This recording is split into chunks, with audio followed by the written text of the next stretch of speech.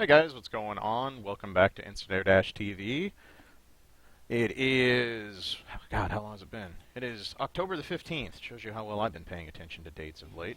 It's been a while, but I am back from my busy time going to Chicago-thon to help get some people to AGDQ, and some other projects been going on, so I've had plenty of time to get rested up and get back to this. So tonight, we are going to do the first character guide episode. Big surprise, it's going to be Anji. I know, that's real shocking, right? The character I talk about and play all the effing time. But tonight we're going to do the first character guide with Anji Mito. Again, thank you as always for all your subscriptions to the channel and to my YouTube page, all the tweets and retweets about the stream, and all the emails and suggestions you get. Appreciate it very much. So, let's see. Any other things we need to address before we get started here? I can't really think of anything, actually. This should be pretty straightforward. So yeah, tonight we're going to learn about Mr. Mito and how to play him, the character I've played for a decade now. This is going to be kind of an all-encompassing guide. We will start all the way with the basics of moves and properties and basic stuff, and we'll roll through that pretty quick. And then we'll get on to more advanced tactics. So this is going to be a well-rounded guide, and then I don't have super specific things set up, like matchup talk and stuff like that, so I'll kind of leave that up to you guys at the end for questions, and then, of course, after the episode's over, any further details or questions you have on this stuff, always feel free to ask. So, and hello to everybody who's popping in the chat, KBR and Schmiget, and a couple other people I saw pop in. How y'all doing? Good to see you. And yeah, let's get started. So, let's just start with the basic overview. Also, who do I want to ramrod on? Actually need someone who's easy to set up to demonstrate a few things. Oh, decisions. You know what? I've been playing Dizzy. Let's just pick Dizzy. Sure. Music. I don't know. Anything? Noontide? Sure. Alright. So, just an overview on Anji. In Plus R, he's a pretty well-rounded character now. He has a ton of tools. He's not a one-trick pony in any way. You need to be able to utilize all his options and all his tools in the toolbox, much like most Guilty Gear characters. But he got a lot of small buffs in Plus R from Accent Core. Nothing really major or over the top that stands out on its own, but all his buffs added up together to make him probably the most well-rounded version he's ever been. He covers a lot more holes he had in his game. He can play a lot more solid and fundamentally than he used to, and he's just a good all-around character, much like I talked about in the character archetypes episode way back in episode 2. He's just one of those characters that doesn't necessarily excel at one thing or is super weak at one thing. So he's got a lot of good options. He's got solid normals. He has very good movement, especially in the air. And obviously he has fairly strong Oki game with the butterfly. And his damage output is pretty solid, especially in terms of meter efficiency. He gets a lot done for not a ton of meter. So, like most characters in Guilty Gear, he has a couple unique mechanics. His main ones being auto guard, and now in Plus R, he has late cancels. They don't really have a term yet. That's just what I'm referring to. But we'll get to those fairly soon. So we're just going to start with the basics. So let's go through and talk about normals. So Anji, like I said, has pretty solid normals all in all. We'll just go through them really quick, talk about how they're used, what you should be utilizing them for, and the basics of its just normal attacks. So Stand Punch actually got a buff in Plus R. It's now a level 3 move, has a lot more hit stun on it. So it actually combos into more things and has much more attackability if you anti-air with it. This move doesn't look like much, but this is an excellent anti-air. You can stuff a lot of stuff coming out of the air with this move. And anytime you catch someone in the air, you can just go into own, stuff like that. It's a really solid normal. It's a really good poke. The one thing to note about this as a poke is that anyone who has low profile or has like a low running animation, it will whiff on. Characters like Soul and Viken and some others who kind of duck down when they run, this will whiff. So take good note of that. Stand Kick. Stand Kick is a pretty standard poke. It's basically even, especially if you do it at max range. It starts a lot of combos. This is pretty much just kind of when you're all around like, I'm a mid. There's nothing special about it. You can set up tick throws with it and stuff like that. It's like I said, it's right around even. It's just kind of your all-purpose grounded normal. It doesn't really do anything special, but it's not bad either. It does cover some good space right in front of him. It's fairly fast, and like I said, it's a good, normally one of his main combo starters. So, standing slash, which Anji, it's something important to note. Anji does not have a far slash and a close slash. Many characters, their standing slash changes based on how close you are. Anji hasn't had that since Guilty Gear Slash. They actually made his far slash and close slash two separate moves and made his far slash a command normal, which we'll get to in a little bit. But far slash, this has a surprisingly good hitbox on it. If you open a round, just round starts, and you open with 5S and people throw pokes, you will be very, very surprised at how much this beats. It also reaches farther than it looks like. It's actually got a very solid hitbox on it. The big thing that standing slash does that's really important in this game is that, one, it's not negative on block like it used to be. It's closer to even. It might still be -1. I'll have to double-check my frame data there. But it's not -3 like it used to be. But the important part that's about stand slash is that now it cranks guard gauge again. If you have the opponent block, you'll notice that it brings a lot of guard gauge up. It does 14 points of guard gauge crank now, and that's really important. This was a main tool for Anji back in Slash, which was the first XX game he was actually really good in. And they took away that guard crank in Accent Core.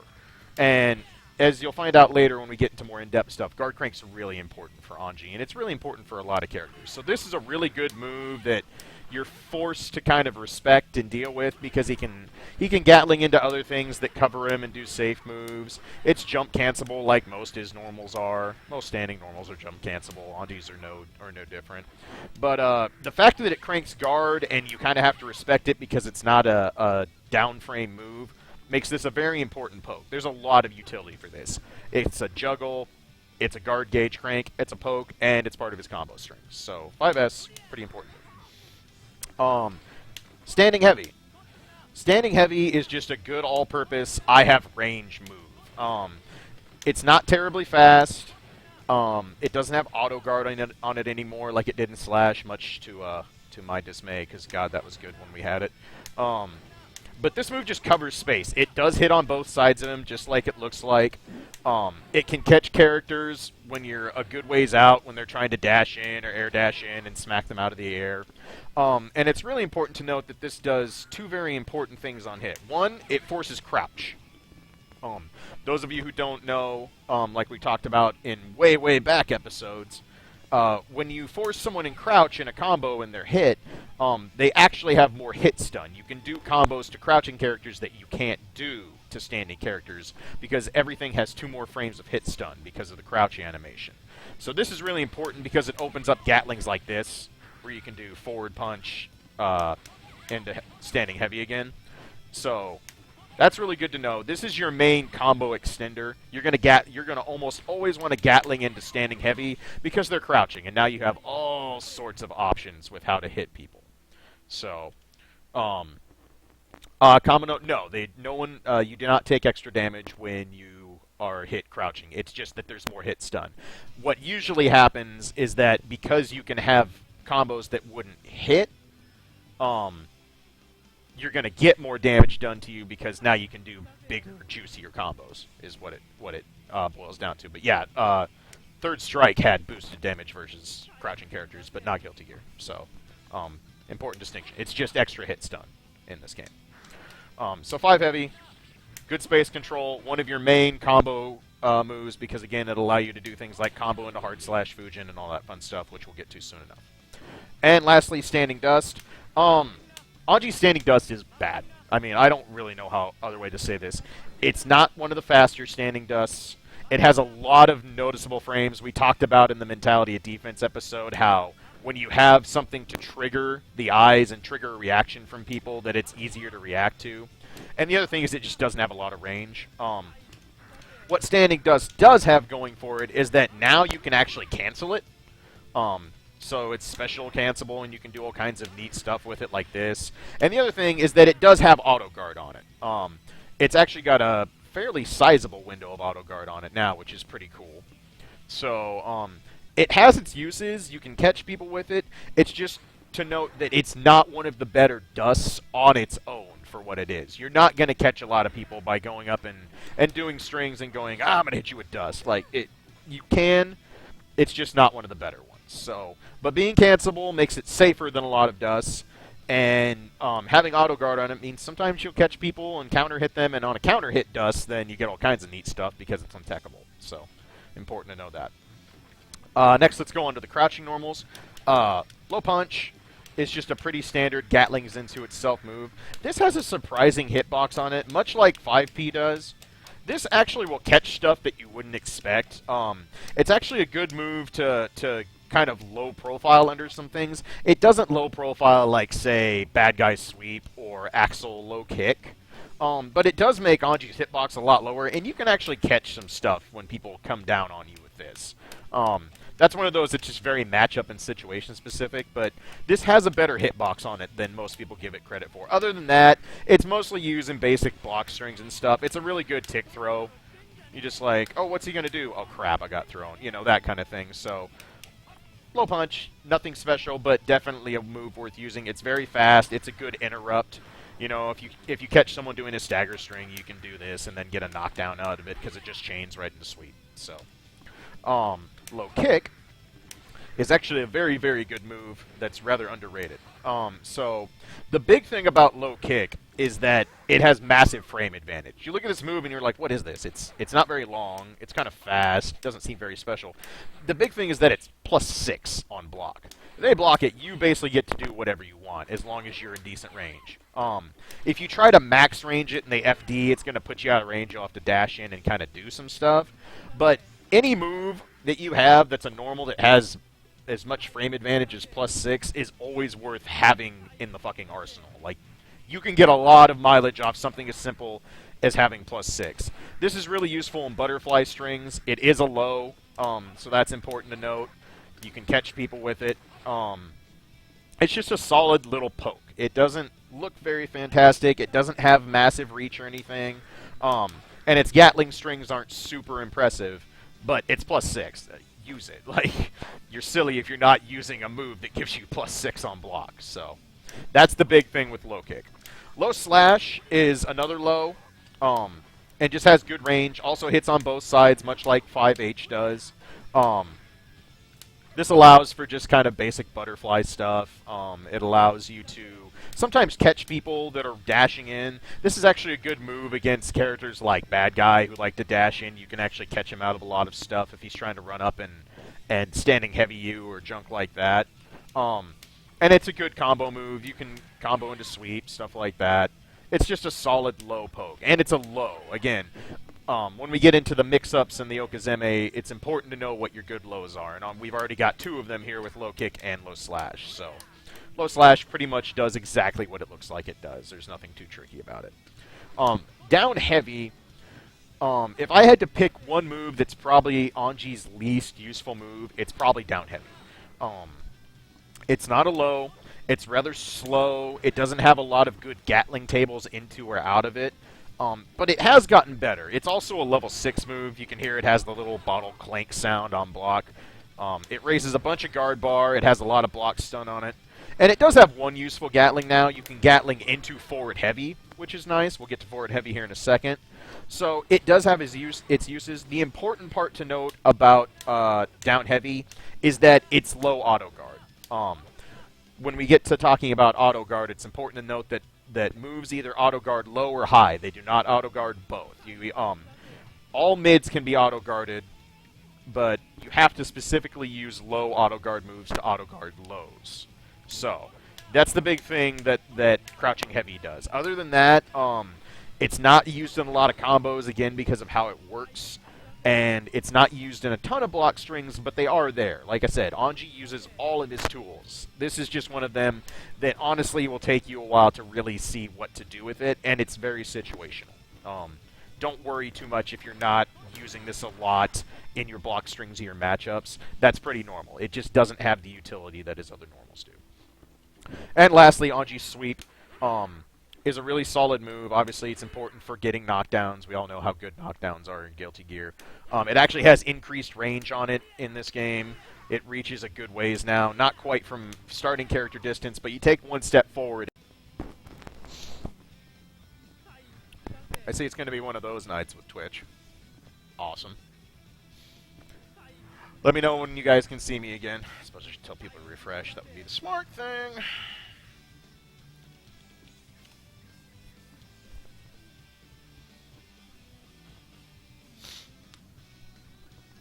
Let me know when you can see me again, guys.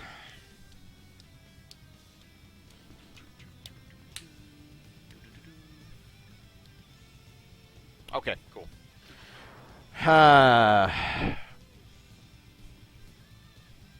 Yeah, this is going to be one of those where I'm going to end up uploading about 7 videos to YouTube, I bet. Thanks, Twitch.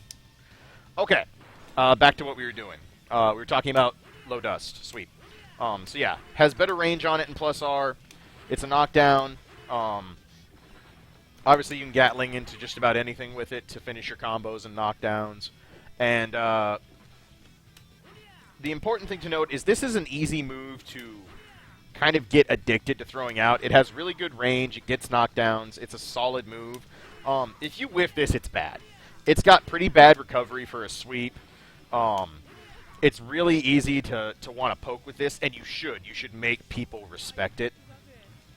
But just be aware that you can't throw this out just as a willy-nilly low move. You will get punished if it gets whiffed.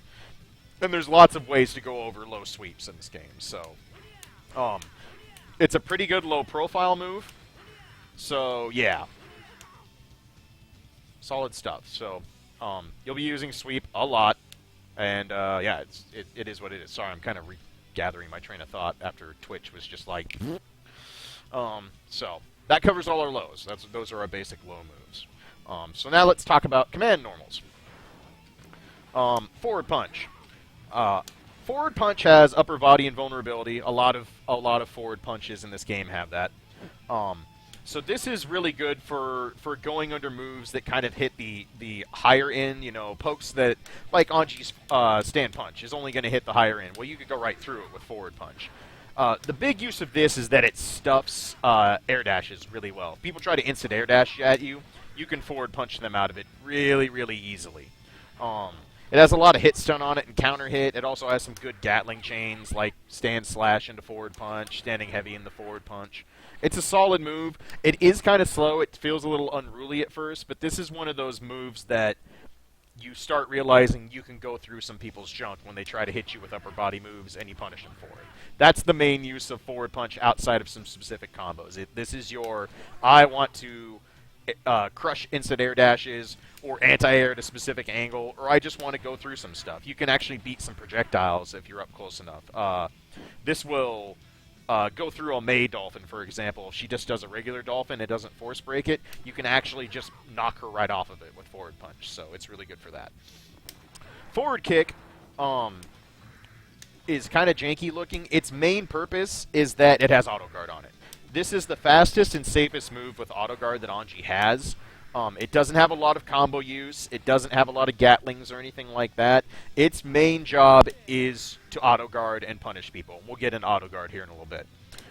But that's its main function. It also has an FRC on it, which is important to note. One of the few normals that he has that has an FRC on it. This is a good one to learn. You can keep yourself safe. You can actually set up some very specific combos if you can hit the FRC, so it's not very difficult to learn. It's pretty important, so pick that up. But this is an auto guard move. That's pretty much its entire use. This auto guards mids and highs. It will not auto guard lows, so again, important to note. Next, forward slash. So I talked about Anji has his his close slash and doesn't have a far slash. Well, that's because his far slash is this now. It's now forward slash 6S. So this move is just a good wide sweeping poke. It can catch a lot of stuff. It's actually not terribly good up close. As you can see, the hitbox is really far out in front of it. So if you're too close to someone and try to anti-air with it, you're going to whiff. That's what standing punch is for instead. But this move also has auto guard on it. You can catch people with jump-ins or people trying to go in the air. You can catch long-range pokes with auto guard. This is just a good all-purpose zoning tool for Anji. You're not going to score big combos or hit confirms off of it. It's just a move that kind of makes people think twice about where they want to go. This is very much a neutral game move.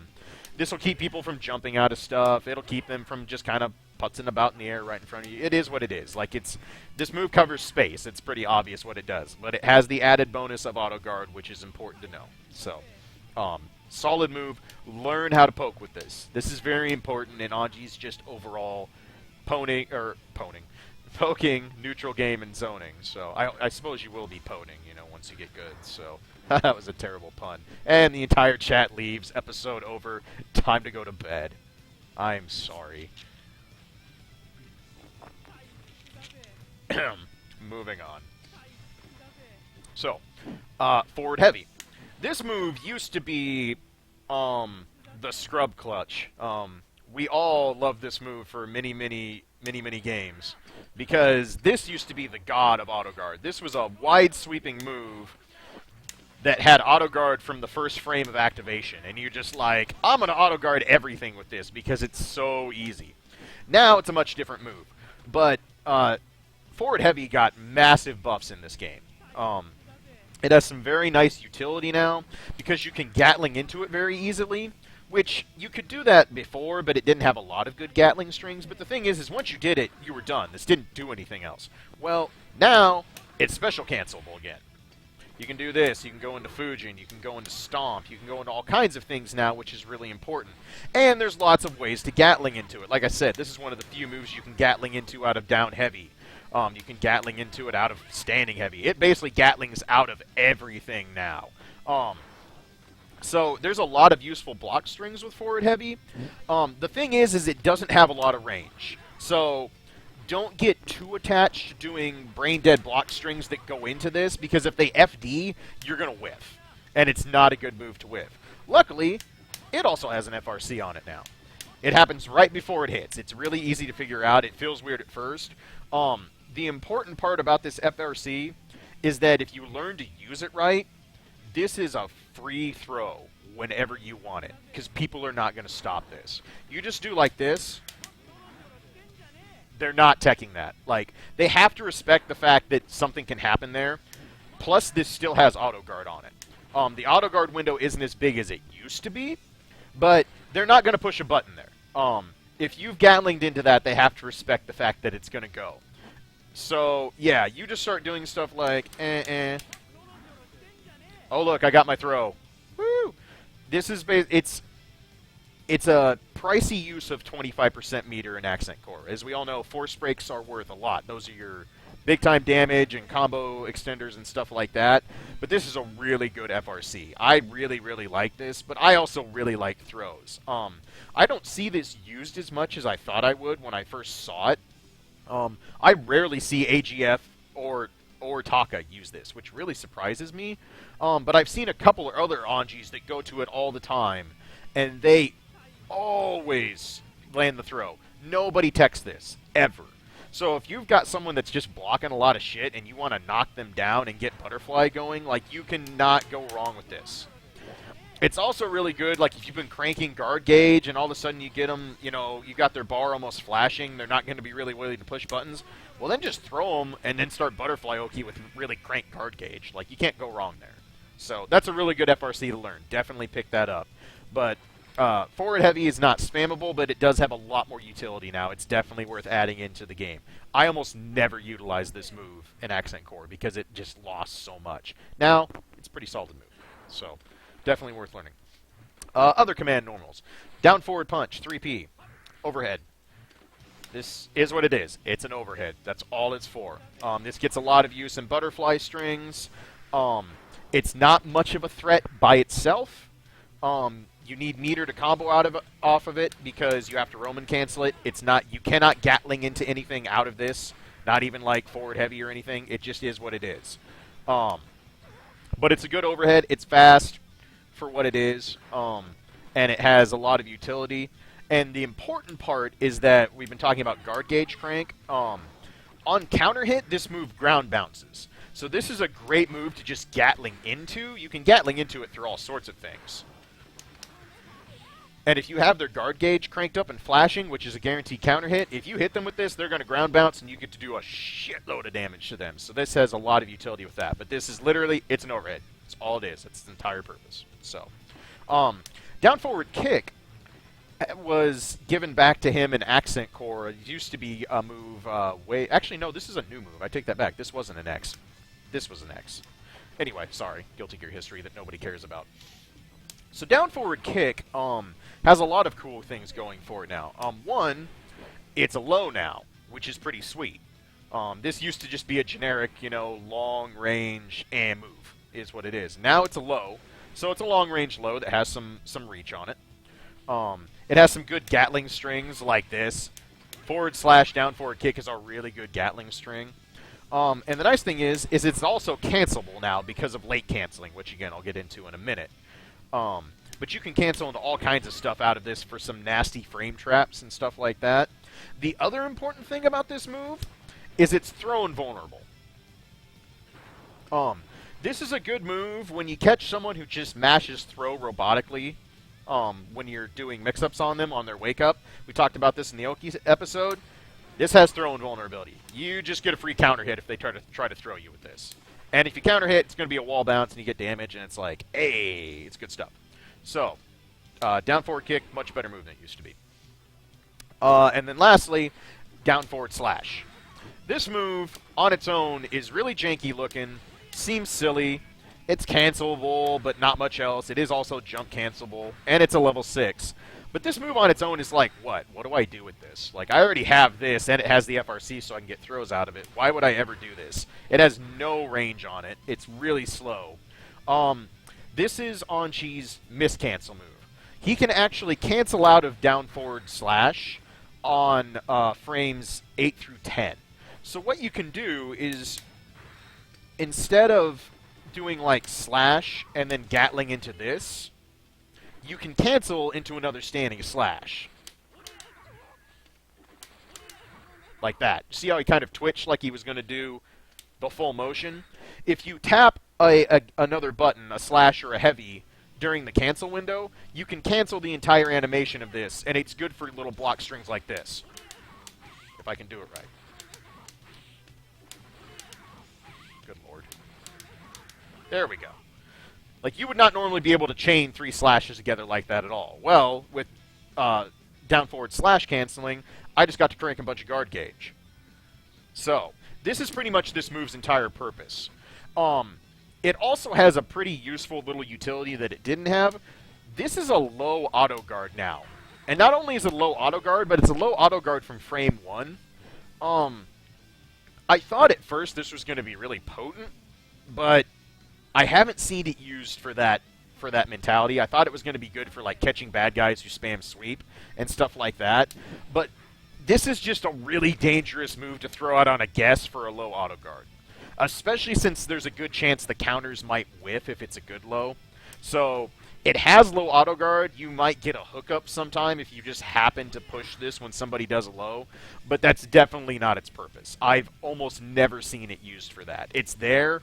I haven't really figured out how to utilize it in that way either, in a way that feels like it's worth the effort. So this thing's main tool is to set up these kind of goofy block strings. This also allows for different combos, because you can do stuff like stand slash. You can do like that's a string you can't do. Like, I can't just do low slash into stand slash. But everything Gatlings into this. So now I can do that. It's important to learn 3S canceling. It opens up a lot of Gatling tables that you don't normally have access to. It lets you do some really fraudulent block strings that have to be respected, and it's just a good move. For what it is, the cancel. So, yeah, down heavy has low auto guard, like I said earlier. It will only auto guard lows, nothing else. So, that's all our command normals. Jump normals. Jumping punch. This is a really good instant air dash tool. Somebody's going to throw like a low projectile or poke around, and you think you can air dash on them. This is a good way to get in and start some pressure. It has surprisingly good reach. It has a decent amount of ability to catch people low, or to catch people with its lower reach. Excuse me. And but its main tools for stuff like this. It's also used in a lot of combos and air combos, stuff like that. And no problem, Smooth. At least I can do. Anytime you guys have questions, don't hesitate to ask. I'm always willing to stop what I'm doing and make sure I clarify for you. That's the whole point. Do not be afraid to interrupt me. But yeah, jump punches basically is good air dash tool. It's a good air-to-air too. It can actually beat some stuff, but it's mostly for combos and then stuff like this. Pretty straightforward, but you'll use it a lot. Jumping kick is a really good move to just go up and meet people in the air with because of Anji's super jump being so fast and far. You just go up and catch them with this. Other than that, it starts a lot of air combos. It's not terribly good for like air dashing and stuff like that because it hits higher. Notice how jump punch can hit low, but instant air dash kick, and not getting a lot of utility out of this. So it's mostly an air-to-air and then a combo extender in the air. Jumping slash is one of those super annoying moves to come down with because it just has a really good hitbox for catching people when you're falling from the skies. Other than that, it's also combo extensions. It's not as good as air-to-air as jumping kick is. Jumping kick is a lot faster and just has a fatter hitbox in the air, whereas jumping slash tends to be pointed a little bit more down. So this is one of your main jump-in kind of moves. You don't jump in a lot in Guilty because anti-air is so damn good in this game. But this is one of those where if you're falling, this is a good move to chuck out. There's a good chance you can catch somebody doing something stupid. If they're smart, people have a lot of ways to anti-air it and make you look bad. But this is definitely one of the prime moves for jumping in. Jumping heavy is mostly for ending combos. It causes plummet, so it forces people to fall. You can get knockdowns with it if you do it low enough to the ground. You can also do little stuff like this where you jump over someone and air dash back and try and catch them with it. It's kind of slow. It's an okay jump in, but again, if you're like blatantly jumping in this game, you're going to get anti-air. This is not a sound strategy in Guilty Gear. It does have some cross-up potential, as you can see.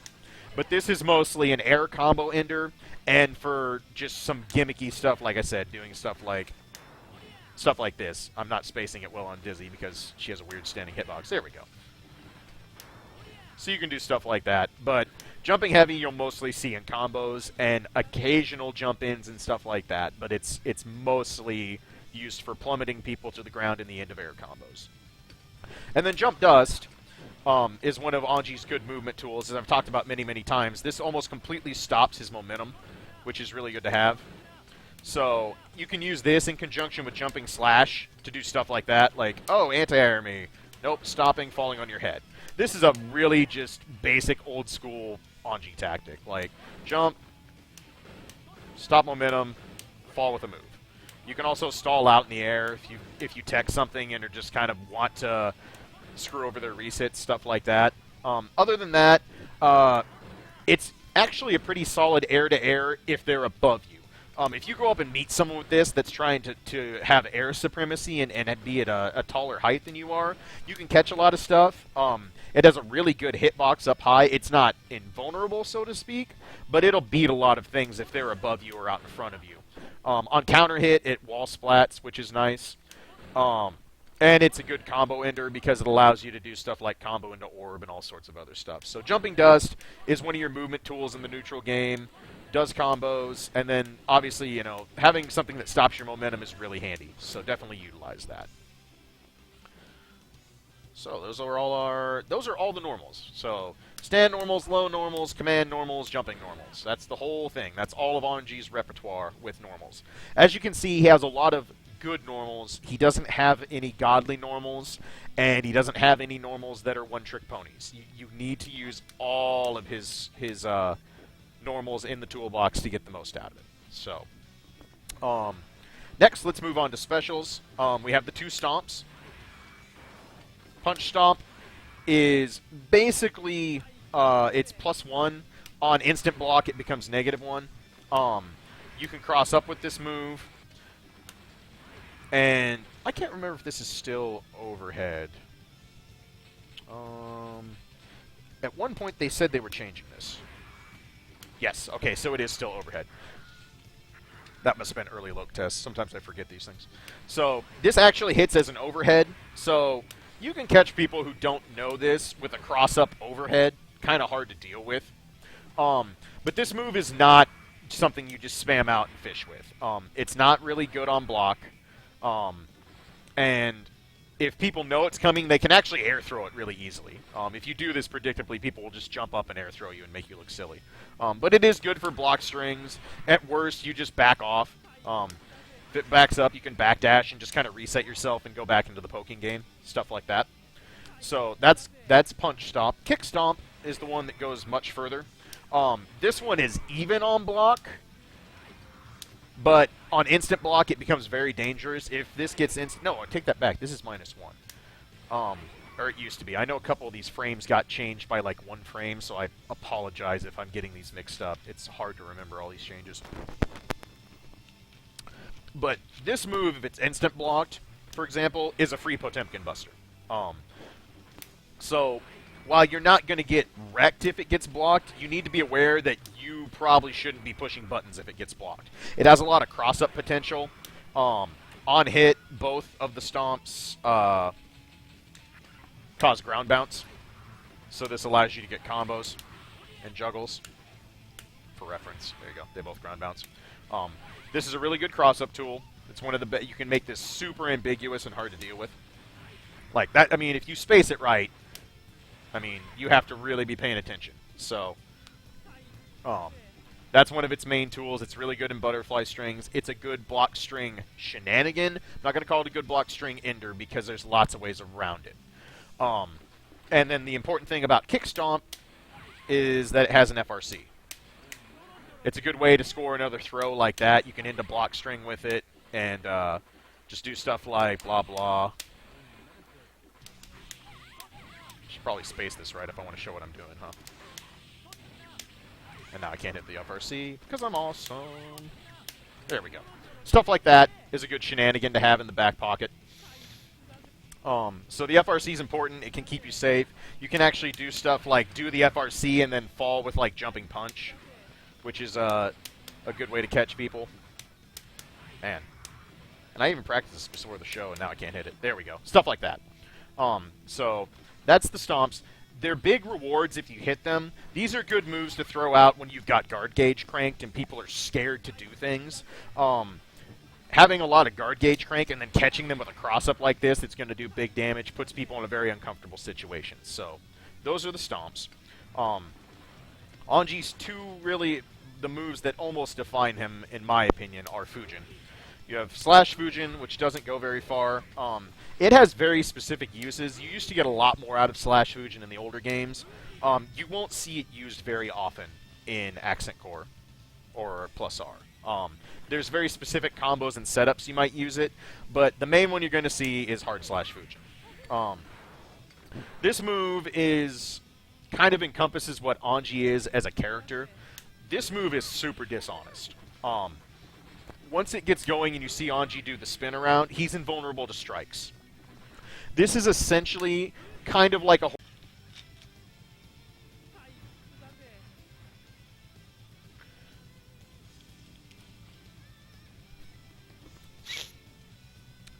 Okay. Bump, bump. Waiting. Let me know when you can see things, guys, and we'll get back to this. I hate you, Twitch. I hate you a lot.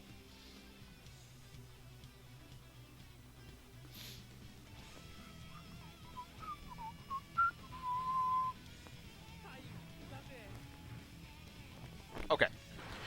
Where's back? Okay, back to hard slash Fujin. So, again, goes through moves, will beat pokes. When it hits, causes wall bounce. This is the main combo on the ground, which we'll show when we get to combos. But this move is very high risk reward.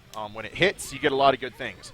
On block, it's not your ass. Both Fujins have all sorts of follow-ups. Each has 4 follow-ups. If you press punch, you'll do fan needles. I'm going to go ahead and have Dizzy block here so this looks a little bit less silly.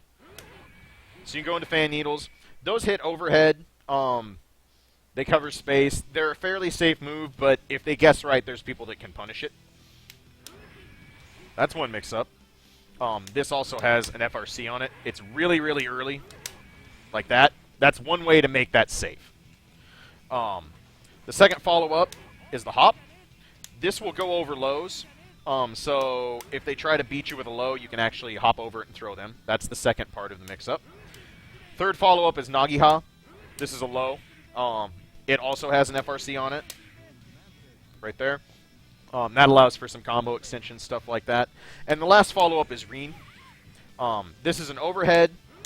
Has a lot of auto guard on it. And in this game, regular Reen doesn't do a lot. Force break Reen does the heavy work. We'll get into force breaks here in just a minute.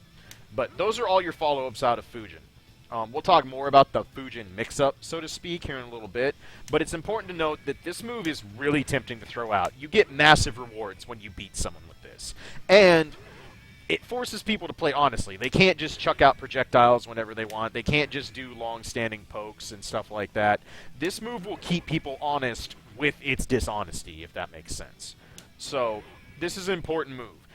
Knowing how to use /Fujin properly and guessing with it well and not going to it with the well too much will really make your Anji a lot better. I can tell you right now, I am 100% absolutely fucking guilty of using this too much. I try to get out of situations I shouldn't be trying to get out of with /Fujin. It's really easy to get too reliant on this. So, proper use of this move is very important. So, both Fujins and all the follow-ups. You can also do the follow-ups on whiff. So even if you whiff, you can still attempt the follow-up. Didn't have that till Slash. That tells you how bad he was in XX and Reload. So, there's Fujin and the follow-ups. Next special, Butterfly. You guys have seen me do this stuff a lot. It is exactly what it looks like. It is the Oki tool. You start all sorts of Okazeme with this, because it comes down on the transformation and lets you get all kinds of stuff. We'll do a whole section on Butterfly Okazeme. Outside of Okazeme, it's a decent little zoning projectile. It doesn't go super far, but most people don't want to deal with it, because if they block it, then they have to deal with some kind of a mix-up, even if it wasn't super meaty. So you can zone with this, but it's slow. It has a lot of recovery on it. If you do this predictably and try to do any kind of Shoto stuff with it, they're going to instant air dash over and punish you, and you're going to look stupid. So it's a good way to kind of stall out in the neutral game when both of you are looking for space, but don't just throw this out like it's a Hadouken, because it's not. So that, then we have Own. I can't do Dragon Punches today because I'm scrubbed. How about this side? There we go. The anti-air command grab. This is not a Dragon Punch at all. You can catch people out of the air with it, but this move is basically a combo ender. Its main tool is that at the end of combos, you do Own, and it knocks them down. Stop blocking, Dizzy. Ta-da. This sets up perfect Butterfly Oki at the end of most combos. So, that's important to have. It also has an FRC on it. This FRC is maybe the single most important one to learn. And the reason this one is really important is that it turns Own into an option select. If you do standard combos that end in Own, the FRC won't come out. You'll grab them before the FRC can take place. But if someone tries to burst an Own and you FRC it, you get to air throw the burst for 3. It times itself absolutely flawlessly. You should always get in the habit of learning to always input the FRC with Own. Good lord, I can't do Dragon Punch to save my life today. There we go. Always learn how to do that. There's no reason to not build that option select into your game. You're never going to get Own. You're never going to get FRC when the Own couldn't have hit. So you're never going to waste meter on accident. All you're going to do is basically make that person go, wow, I absolutely cannot burst during Own. And if you have a situation where someone can't burst, that means that now you can focus on baiting their burst in other areas. So that's really important. Definitely learn that option select. It's really good. Last special is Orb. Its main use is that it's an overhead on the ground. You TK this, and it becomes an overhead. It creates basic 50-50 situations like stand kick. Am I going to go low, or am I going to go overhead? The important thing about Own is if it gets blocked, or excuse me, about Orb, if it gets blocked, it's your ass. You need to be very, very sure this is going to hit if you don't have a Roman cancel. If you also want to get any real damage off of it, you're going to need to have a Roman cancel. If you catch someone on counter hit, it will bounce a lot higher, and then you can combo without meter. But if you want to do any kind of normal combo, you're going to have meter. So, Orb is there. It also ends combos in the air. If you're at a certain height when you hit with Orb, it will knock down. If you're too high up, they'll ground bounce really high and be able to tech. So, about right there or so, that range of height, if you hit with Orb, it'll be a guaranteed knockdown. Anything much higher than that, they're probably going to be able to tech. So that's really important when you're ending combos. So, that's all the specials. Real quick, throws. Anji's throws are both very good. His ground throw sets up perfect butterfly. Every time. This is the meatiest butterfly setup you can have. So, his throw is super good. You can't combo off it. You're not going to get anything cute off it. This is literally, I want Oki. And then his air throw is the same thing. Except that you get to combo into Own. So anytime you catch someone with an air throw, you go into Own, set up Butterfly Oki. Pretty simple. Anji's throws are both very good, and they all have the same statistics, just like all of Guilty Gear. They have no startup, there's no whiff animation, stuff like that. Oh, I set her to attack. Bad Dizzy. Always be looking for throws. You just get so much off them. I can't stand enough how nice it is having something that sets up perfect Okizeme for you. Like, it is what it is. And Anji has a good throw game because of his normals and his ability to tick and his ability to frame trap. So yeah, both his throws are really good. Real quick, let's touch on Overdrives. Isanogi, nothing super special. The only time you're going to use Anji's Overdrives for the most part are to end rounds. They all scale pretty badly in combos. This one has an FRC on it that's really hard to hit. I don't even have the thing up. But you can FRC it and go up and, like, own them afterwards.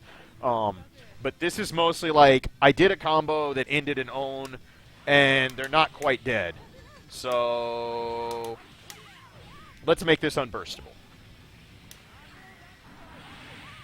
And hopefully it kills them. So that's Isanogi. Second super is the Charge Stomp super. This is a flash kick. This move is okay. It has some vulnerability. You can catch people with it once in a while, but it doesn't do a ton of damage. You can do some pretty goofy combos with it if you hit in the corner. But it's mostly a gimmick to get out of some stuff. You rarely see it used. It's just not worth the meter. If it's baited, it's kind of easy to punish. You're better off just spending 50% meter to dead angle out or something like that as opposed to trying to catch people with that. And you're not just going to catch people jumping around and stuff. Like, it's too slow. It has a lot of startup after the flash, so here's what it is. His last super is his auto guard super. I did too early. Hurry up.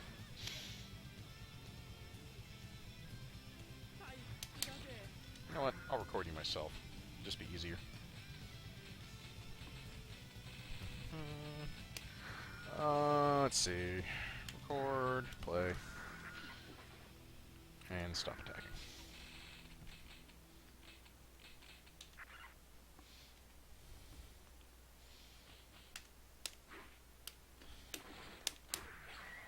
That's his auto guard super.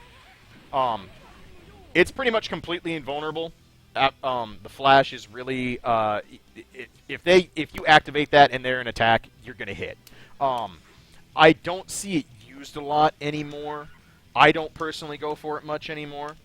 But it's there. It's another one of those, like, if you know you're gonna auto guard them and they have a burst and it'll end the round, go ahead and go for it. Other than that, you're not going to see a lot of use out of it because you're not going to get a ton of damage when you could have just auto-guarded them, got a bunch of meter, and done something else. So, it's there, but not super important by any stretch of the imagination. So that's the overdrives. They are what they are. You know, most characters don't get a lot of mileage out of their overdrives. So, force breaks. Force break butterfly is important because, much like his old butterfly, the hit that comes down afterwards is an overhead. This lets you create unblockables. Force break butterfly also got a nice buff in plus R. It goes hella far now. So, the important thing to note about force break butterfly is that it has more recovery. So it's actually pretty hard to set up these unblockables without gaps in them. But if you can learn where to do it, you can get all kinds of silly shit like this that's an unblockable. So, solid move. It really takes a lot of practice knowing how to set that up so that people can't escape and that you get the most out of it. That's one of those things that's like dead angle and burst bait. People see the red butterfly come out, and if they have dead angle, they're probably going to be looking to get out of it. So, that's Force Break Butterfly. He also has Force Break On now. This looks a lot more impressive than it really is. This move can go up and catch people who are just kind of trying to stall out and dick around in the air. Like, if you've got a Bridget that's... Good lord, why can't I DP this way? If you've got a Bridget that's yo-yo canceling in the air and stuff like that, or someone's floating around, you can go up and snag them with that. It has a pretty good hitbox on it. It doesn't combo into out of anything. Like, you can't juggle people and combo into Force Break On. But it's good for doing stuff. A good kind of just old style like trap gimmick is towards end around, throw butterfly, and then if they inevitably like try and jump out of it, you go up and get them. For the sake of showing you how it works, I was wrong. You can combo it two out of one thing, standing dust. The important thing is that you have free air movement after you do it. So if you ever hit someone with Force Break On, you can air dash right afterwards, land, and do stand jab, and then grab them again for a little bit of extra damage. So that's Force Break On. Situational, but has a little bit of utility. It's one of those to keep in your back pocket. You won't be using a lot of meter on it. We already talked about Force Break Reen, the follow-up to Heart Slash Fujin. You'll see all kinds of uses with this. It ground bounces. It does a lot of damage. It OTGs. It's just it is his all-purpose combo move on the ground. Super important to have. And then one last one, and I should have left her on, or should have left my control scheme set up. So chord.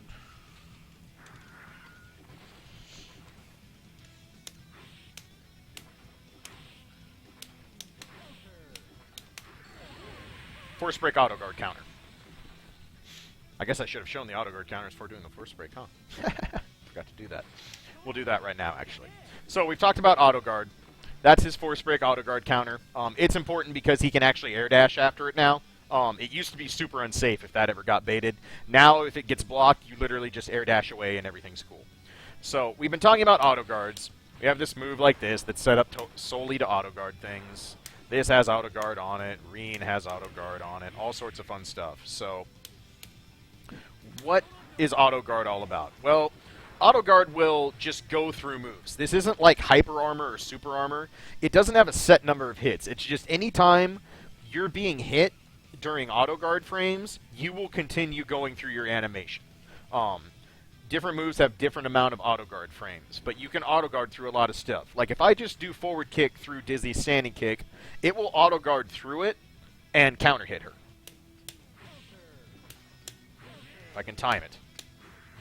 See, like that. She didn't get counter hit because she was out of counter hit state, but a lot of moves you'll get counter hit on, and forward kick causes stagger, which is nice. But the important thing to note is anytime you Auto Guard, you can go into one of Anji's counters. He has two of them. He has the punch counter, which is pretty much invulnerable to strikes when it starts up. And now it knocks down again. It's actually been given back to him. That's a guaranteed knockdown as long as the last hit actually connects. So this is a good thing to nail people with if they're close and you know you're going to vacuum them in far enough to get all the hits. The other important thing about punch Auto Guard counter is take note of how much meter you get. So I'm just going to start with 25% meter. Huh, it's less than it used to be. It used to be almost 50%. You used to get a lot more meter. Apparently that was the nerf they gave us. I don't remember them saying that. Man, hidden nerfs. Bite me, Arxes. Alright, ignore that. I lied. It doesn't give a ton of meter anymore. I'm an idiot. Anyway, that's the punch auto guard. That's the better one to use if people are coming down and you anti-air. Like if you anti-air someone with forward kick or forward slash and you want to go for an auto guard counter, you probably want to go for the punch one. And then the kick one has been changed somewhat from Accent Core. Is that instead of wall splatting like it used to, it's just a big, massive attack that has a lot of plus frames if it gets blocked, and you can actually link either a stand punch or stand kick out of it and then get a knockdown. So if you time it right and hit with kick counter auto guard... Oops, wrong one. I'm an idiot. Do I have the crap tension pulse from all the negative penalties? Oh, you know what? I bet you're right, Sarah. I didn't even think of that. I don't have a reset button. I can fix this. Because I already recorded her, so, actually, yeah, I can just reset. Good call. I did not even think of that. So we're going to set that back. We're going to go to controller settings and change that back to reset. Oops. There we go. Okay, so reset. Oops, wrong one. Dizzy, cooperate with me.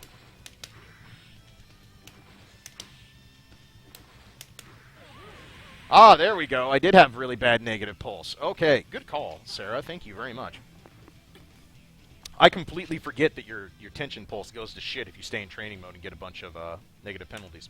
So yeah, as you can see, like 50% meter when you hit with punch auto guard counter. That's a shitload of meter. Okay. Okay, back to kick auto guard. Thank you very much. I appreciate that, Sarah. I would never have thought of that. It's one of those things that you just don't think about, all the negative penalties you get while you're sitting yakking at the stream. So, kick auto guard counter.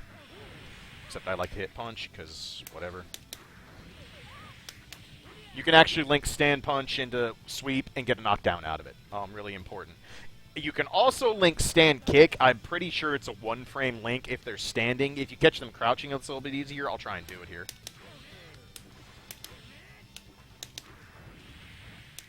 There we go. You can actually get a full combo out of it if you do that. So, that's pretty good. So those are his auto guards. Auto guards, you're going to do one of two things. If you think you can counter them, go for the counter. They both provide a lot of utility and do a lot of awesome things. If you don't think the counter is going to reach, you can always just let the move complete and try to catch a counter hit. If you counter hit someone with forward slash in the air, you're going to be able to super jump and get a combo after it. All kinds of stuff. So, auto guards are really important. They're easy to get spammy with and want to mash on them really hard because it's like, man, I can just power through all your bullshit. If you do that, you'll get fucked up. Lots of people know how to beat Anjis that spam auto guard. And again, it's important to note, there is no all-purpose auto guard.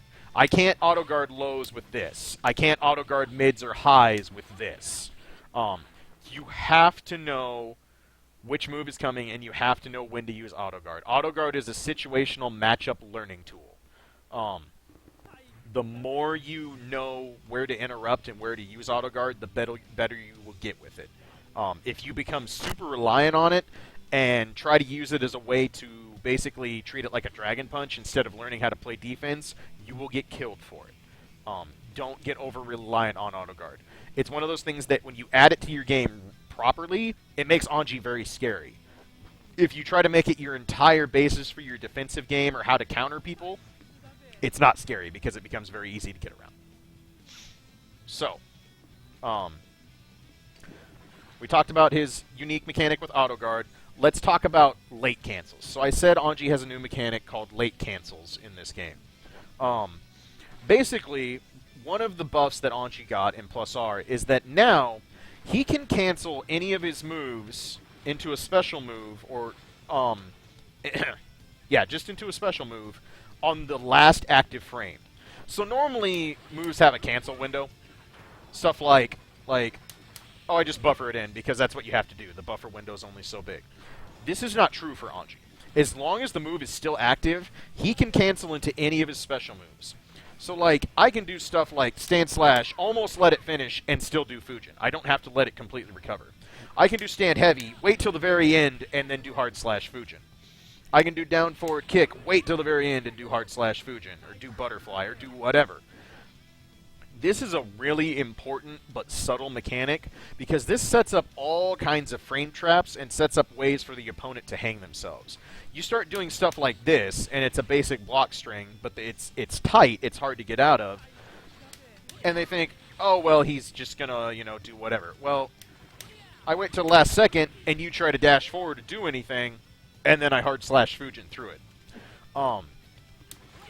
These are just one of those things that force people to respect what's going on. I can do stuff like stand slash, and when I get you scared enough to do anything, do a late butterfly. I can do a really late low and then go into the stomp.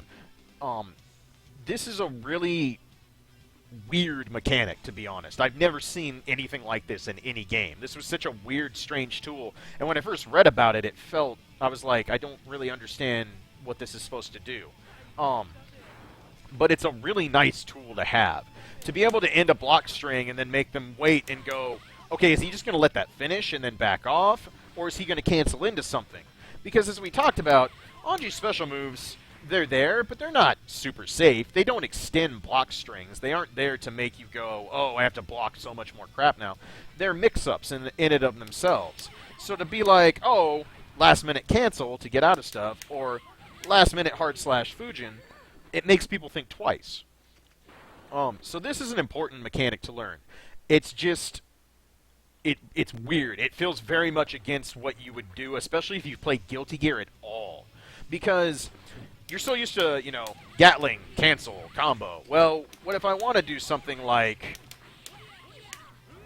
a really late low into hard slash Fujin, or just do a butterfly, or oh, but now he's doing forward heavy. It's one of those things where if they try to react to it, it's not going to work. We talked about how you can't react up to standard solid offense in Guilty Gear. You have to play intelligently, and you have to use your process of elimination to figure out what the opponent is doing.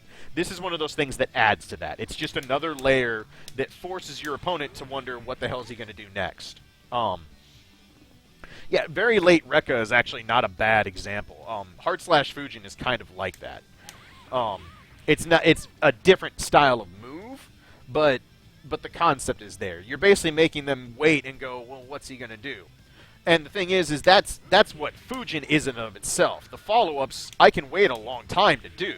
If you block hard slash Fujin, I can still wait and do a late Nagiha, that sort of thing. So that's basically what this is. It just allows extremely late special cancels. As long as the move's still active, you get to do it. You do not have to let it cover completely. So what it basically means is that anytime a move is blocked, you have the option to cancel out of it. You never have to let a move fully recover, ever, with Anji. Like, any move this works on. Every single move this basically works on. There's not a move you can't do this with, except moves that literally do not have special cancels. Like forward kick has no special cancels. So I cannot do this. There's no way to use it. But any move that has a special cancel, I can do. Down forward punch is another one. And yes, this is a mechanic that only Anji has. He was the only person this was given to.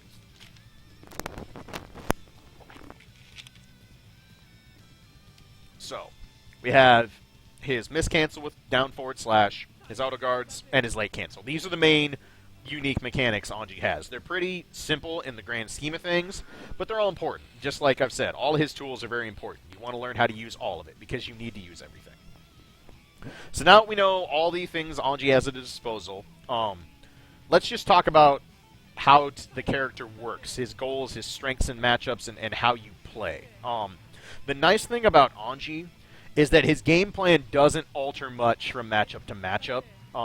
He's very much, I'm going to zone and bide my time, and we're going to poke around, and we're going to have air supremacy fights, and eventually I want to either hit you with one of my big risky moves, or I want to score a knockdown and start butterfly Oki.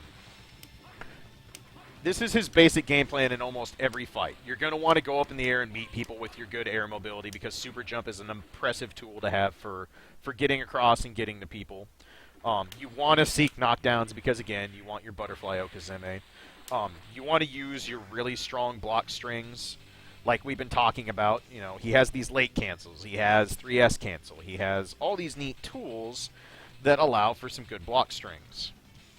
You know, so I can do stuff like this, and I mean, that's a hell of a block string. Not super safe with Nagi at the end, but I could roaming cancel if I wanted and keep it going. You know, you want to force them to do stuff like deal with standing slash and standings heavy and get their guard gauge cranked up and then make them guess what you're going to do next. We talked about you have to make them respect hard slash Fujin. Again, honesty through a dishonest move. This move forces people to work around it. They have to. This move can win matches all by itself if people don't know how to deal with it. So proper use of this just puts another level on the whole thing. And then the big thing is that when you hit, you want to capitalize with Anji's ability to do a lot of damage with very minimal meter. You know, if I catch them for 25%, I just did a pretty healthy chunk, and I got a knockdown.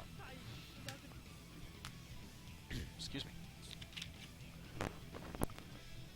Yes, Kraken. Nagi has an FRC, which I talked about when I talked about the special move earlier in the match, but yes.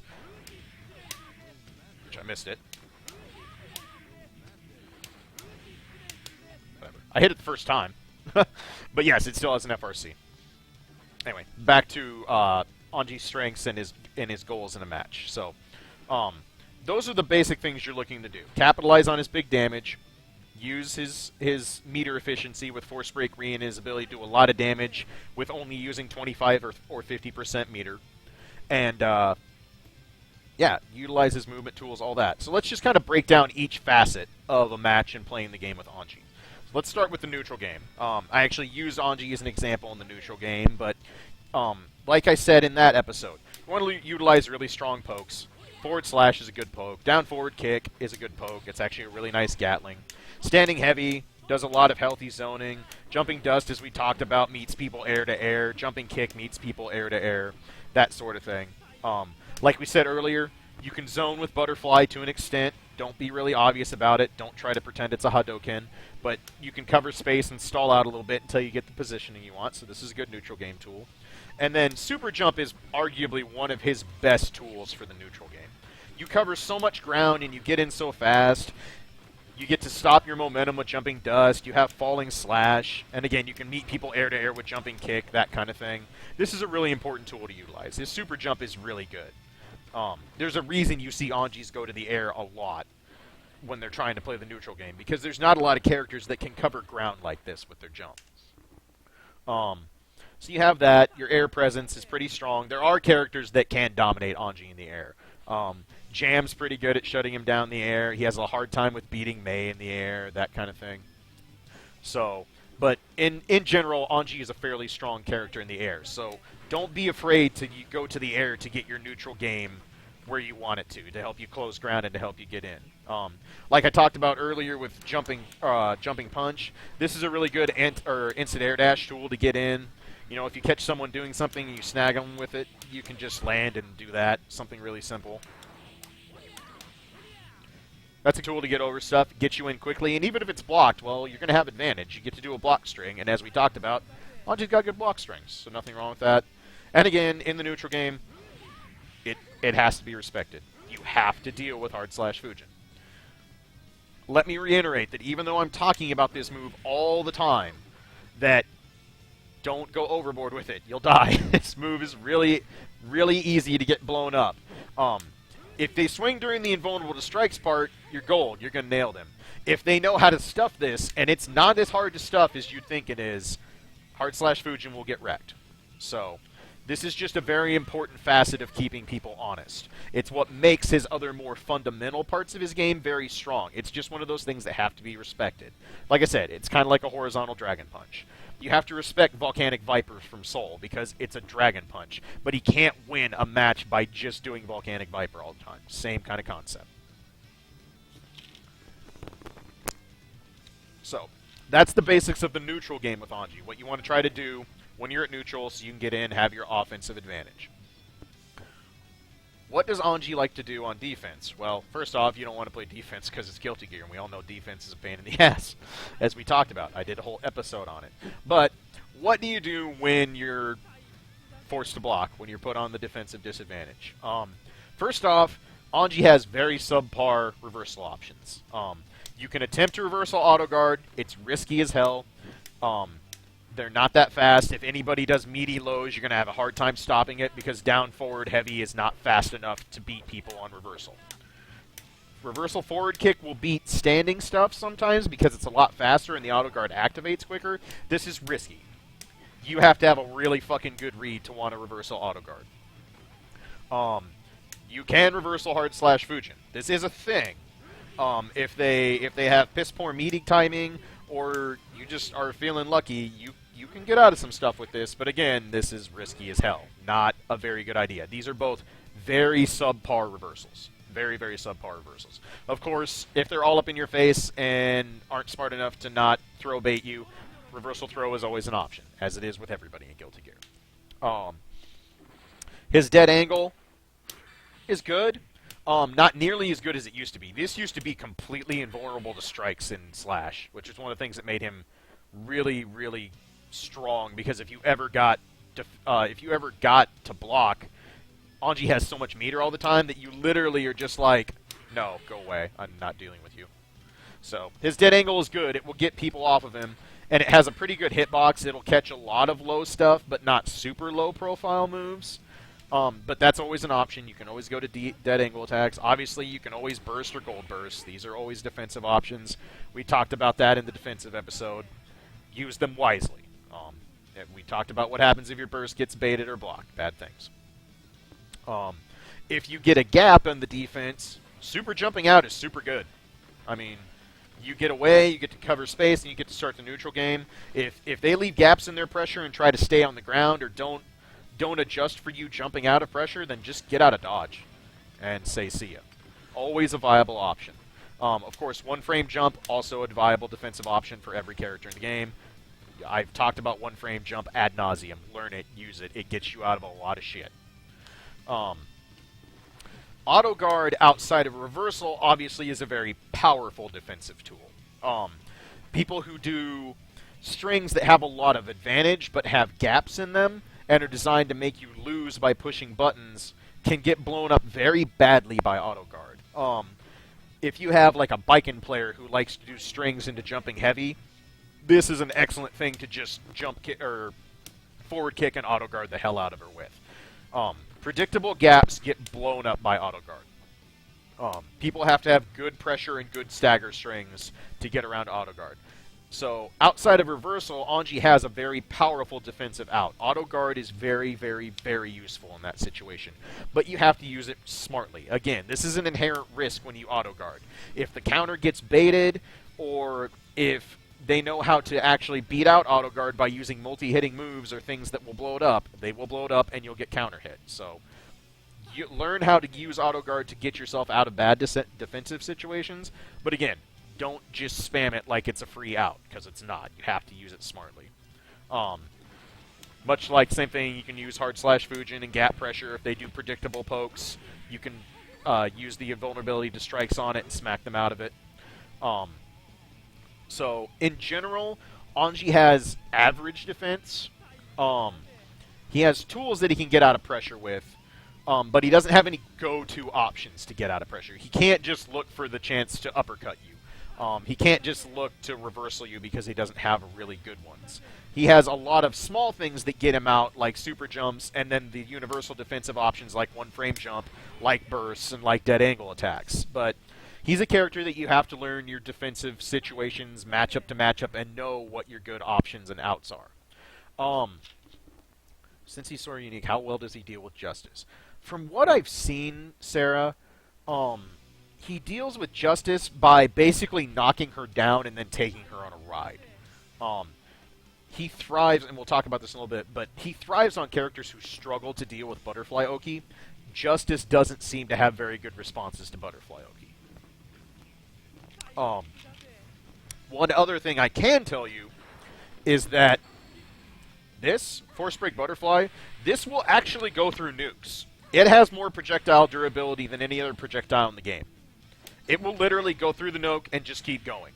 So that's one option he has that's unique to him with Justice. I've seen some Anjis do this, just be like, nope, fuck your missile. So, but in general, he seems to deal with her by just not let her do her zoning. Outside of that, he doesn't have a lot of great options. Because, I mean, if Justice gets her zoning set up, it's good. That's what it's meant to do. But this is something that he has that's unique to him, for sure. So, we've talked about neutral, we've talked about defense, let's talk about offense. Like I've said, first thing you really want to utilize that he has again is guard crank. This stuff is good. Keep in mind that this is not a legit string. This could be interrupted by people with good DPs, the 3S cancel. But they have to know you're doing it, and they have to commit to it. And if they don't, you get to crank guard gauge a lot. And cranking guard gauge is good. It puts people in very uneasy situations, and it forces them to be very wary of what you're going to do. Again, using his basic block strings. Low kick is +6. That's a lot of guard crank right there with a very, very basic block string. He, outside of just his basic block strings and his ability to crank guard gates, hey, take it easy, Schmiggett. Thanks for stopping by. He has very good, just basic 50-50 mix-ups. We talked about something as simple as stand slash low slash, or stand slash orb, or stand slash down forward punch. One's low, two are overheads. These are all options. Also, you can just do things like walk up and throw. I mean, those are always options. Tick throws are always a threat. You know, other basic block strings like, oh, cross up. Stuff like that. Basic block strings of, oh, FRC'd, he didn't actually do the stomp. That kind of thing. He has very good, just basic, straightforward mix-ups between throw, high, low, and cross-up. I mean, most characters in Guilty Gear have this, but Anji's are very straightforward and easy to understand. So, you know exactly what you're getting, you know. Low, overhead, stuff like that. They're solid. They're good to use. Don't be afraid, especially if you have 50%. A string like this is good. There's nothing wrong with throwing that out there. Obviously, as I talked about earlier, the threat of late canceling. You know, something as simple as this. Super late hard slash Fujin. Butterfly if they don't know it's coming and stand there. You know, stuff like that. All super good.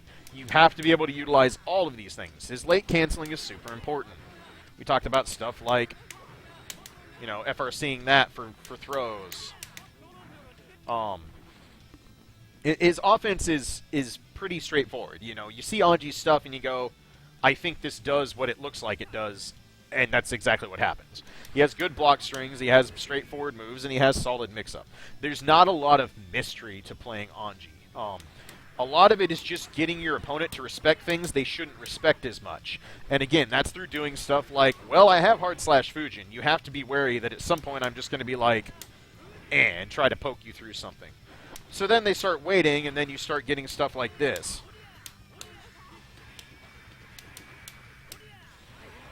That's a long-ass block string and a lot of stuff to deal with.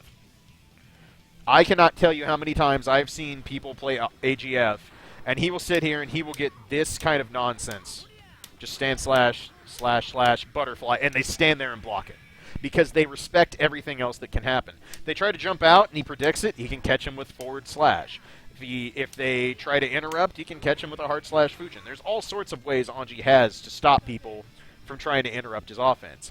Like most characters in Guilty Gear, you're designed to have a lot of advantage and a lot of options when you're on offense. And Anji does. It's just that there's not a lot of smoke and mirrors with Anji. The late cancel stuff is kind of a bit of smoke and mirrors, but it's just one of those things that, well, shit, this move is still active. I kind of have to respect the fact that he still can do things.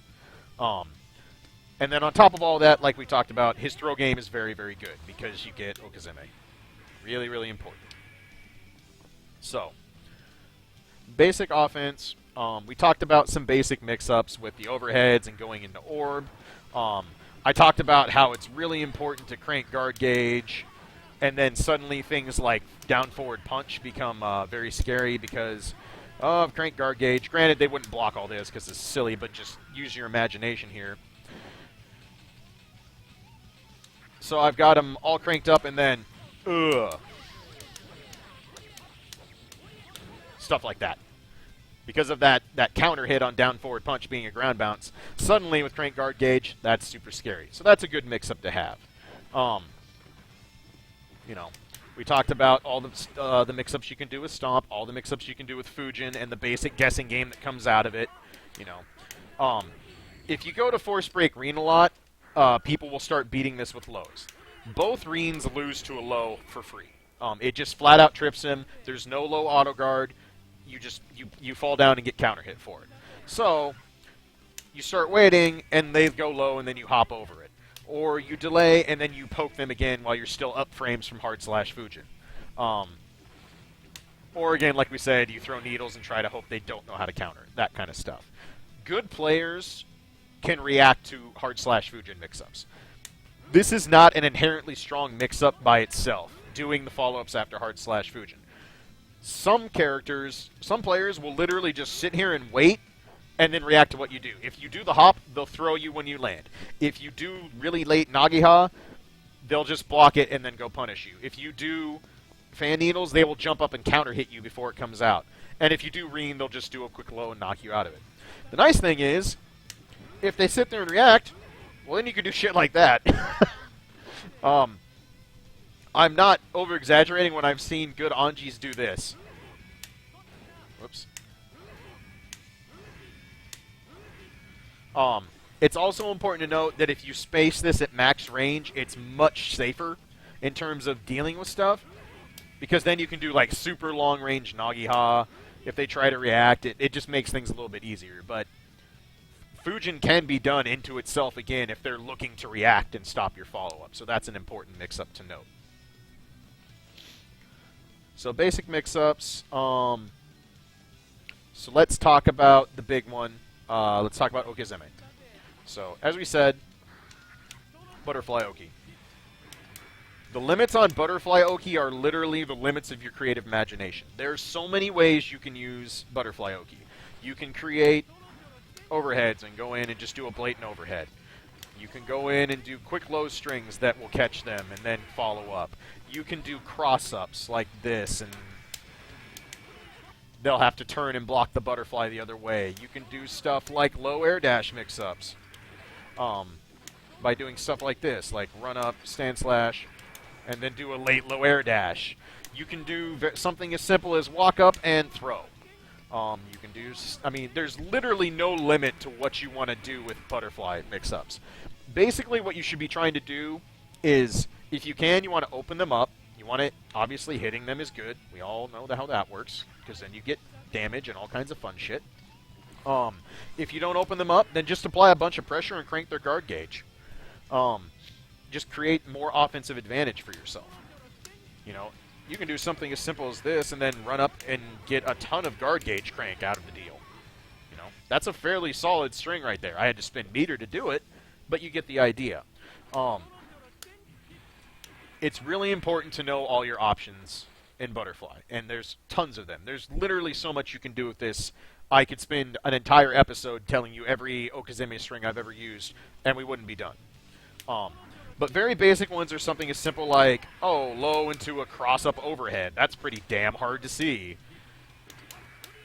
Oh, that time it didn't cross up. You know, stuff like that. We talked about... Oh, I have to put my respect button back on if I want to do that, huh?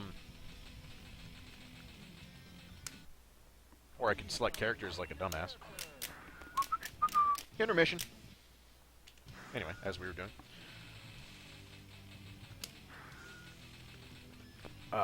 So respect. So we talked about in the mentality of defense episode, getting false positive on reaction. So I have this mix-up where I go, oh, it's the overhead, and then they stand up. And then I go up and I do respect. Oh, that's not an overhead, that's low now. That's a very valid mix-up. It's something you can do out of Butterfly because they have to respect that Butterfly is out there. So All of these things are options. So utilize all the basic 50-50s. Use the throw game out of Butterfly Okazeme. If you don't actually open them up, whatever. Just do a bunch of guard crank and make them block a bunch of shit, and then do a late cancel into more stuff. I mean, the script kind of writes itself in terms of you have absolute advantage right here. They have a toy on them, and they have to respect a really long block string. And they have to respect that there's a lot of mix-ups out of that block string. So, while Butterfly Oki is good, just like we talked about in the Okazeme episode, when you're doing your Okazeme, you have to account for what your opponent's options are. What are opponent's options in Butterfly Mix-Up? Well, just like most situations, if they have a good reversal, they can reversal you out of it. If a good Dragon Punch will get them out of Butterfly Okazeme. Obviously, they can burst or dead angle attack out of a Butterfly Okazeme if they really want to. So you have to learn how to bait those and how to predict those when you do them. Like I said earlier, if you do Force Break Butterfly and they have enough to dead angle, you damn well better be watching for the dead angle, because they're probably going to try and get out of it. Because they know they are going to get opened up by this. You know, if I could actually follow it up right. And again, because the recovery is different, this is harder to do. I mean, that's really hard to deal with. So expect people to try and escape out with either with using their resources, with using bursts, with using dead angles, with using reversals. Another thing that really blows up Butterfly are characters with really fast backdashes or escape options. Characters like Johnny, Zappa, Milia, who have really, really quick dashes that cover a lot of ground, if you don't do absolutely, completely ridiculous, meaty timings, they can mash on backdash and get out of a lot of it. You have to compensate for this. If you're playing a character who likes to backdash out of shit, do stuff like this, where you just keep them in block stun and then go into Heart/Fujin. If they backdash, they'll get caught out of it and get smacked for it, that sort of thing. You have to be able to maintain advantage by compensating for those kind of things. Certain characters like Baiken kind of shit on Butterfly Oki. Her counters really, really limit what you can do, and it makes it hard to do because you have to go into complete bait mode if you want to stop her from just countering out of it. And it limits the strings you have access to.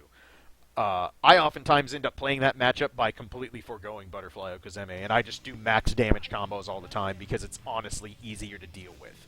So you have to respect that. But in general, Butterfly Okazeme is very straightforward because it's good. I mean, it does what it looks like it should do. You know, something as simple as... I don't want / there. I can't dash. But like that, and then canceling into a special move, or FRCing and going for the throw, that's a really solid long block string that puts you right back in Butterfly Okazeme. There's lots of guides out there and lots of strings written for Oki. My advice is literally just kind of get the basics. There's very simple strings like this, like low punch, low kick. Okay, it's +6. I have all the time in the world to let the butterfly hit now and come up and do another mix-up. That's like the ultimate basic, here's some butterfly pressure. It's good to learn those, but it's really good to learn stuff that forces a lot of guesses. You know, low into an overhead. Something like, oops, you know, stand kick into overhead and then comboing after the butterfly back into a knockdown. You know, stuff like this I showed earlier into the stomp and FRCing, forcing them to guess which way when the cross-up happens so they have to deal with it. You know, something even as simple as like this. That's going to be hard to deal with the butterfly coming down on. There's literally no limit to the mix-ups. There's stuff that's more sound and has more gaps, but you have a lot of advantage with the butterfly blocking things. The important thing is mix it up. It's called a mix-up for a reason. Don't robot your Okazeme. If you keep doing the same 1 or 2 or 3 strings over and over again, people will catch on very fast, and then they will start really messing with you.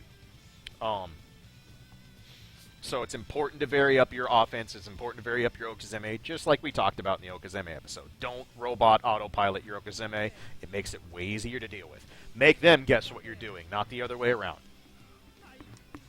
How do you deal with characters with delayed wake-up? That is an excellent question. With Bridget, just expect if he has the yo-yo that he's going to do the delayed yo-yo throw to slow things down, and learn how to time it. That one's pretty easy to deal with because he can only do it if he has the yo-yo handy. And if he does, you can kind of expect they'll go for it because they know it screws up timing, and then you just adjust your timing a little bit. Robo-Kai is much more difficult to deal with. Because if you wait, you have to wait a long time to time it so you can still get a meaty butterfly. And if you mistime it at all, he's going to have options out because he has a fast uppercut, he has fast interrupts, he has a solid backdash. Robo-Kai is hard to do butterfly okigami against. You can OTG Robo-Kai, but the real problem is that as soon as you start doing it, they'll just tech. That's kind of the caveat. If you run up and hit them, all they do is hit a button and then they get to air tech, and yeah, then they're out completely. There's nothing you can do about it. So Robo-Kai is a problem character in that sense. It actually was really, really awful back in the reload days when Anji didn't have any of these cool tools to actually fight him straight up. But Robo is one of those characters that don't expect to get a lot of good butterfly Oki off.